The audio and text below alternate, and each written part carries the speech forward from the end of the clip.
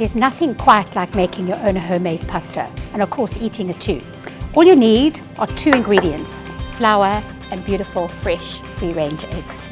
So what I do is take about 200 grams, you can do it in a bowl if you want, but I love doing it on the surface. And then eggs, 2 whole eggs and 2 egg yolks. Carefully whisk it in there and bring the flour together into the eggs, just to incorporate it.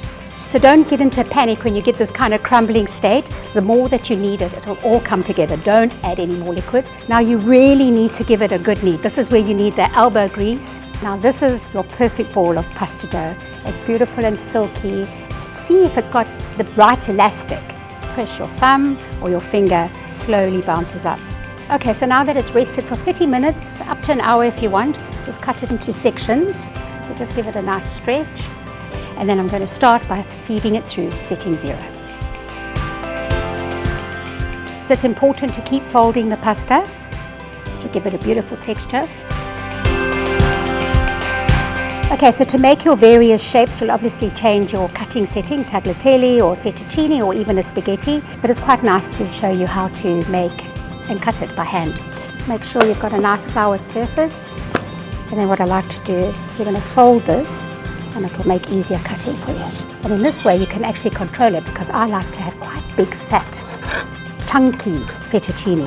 It kind of hangs on, all your sauce hangs onto it. Okay, so you can either hang it to dry, and then once it dry you can just pack it into packets and keep it, or put it straight into the pot, or you can kind of just roll it in a little bit of flour semolina and make like little nests onto a baking tray, a floured baking tray.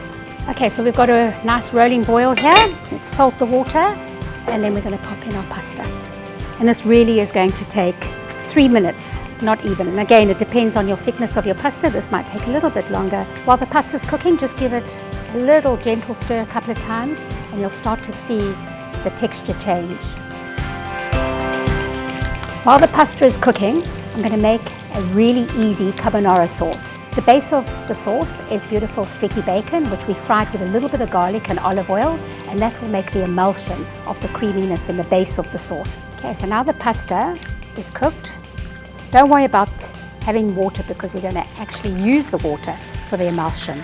And there we go. And just give that a real good toss. Spoon some water into that, and as it cooks, the fat will emulsify, making a beautiful creamy sauce. And now the magic, 2 eggs with your Parmesan cheese, pecorino cheese, which is traditionally used in a carbonara. And then you have to really toss quickly. Just look at that magnificent creamy pasta. This isn't going to be pretty. No. Okay. How delicious is that? I mean, that's probably the best carbonara I've ever eaten. Thank you.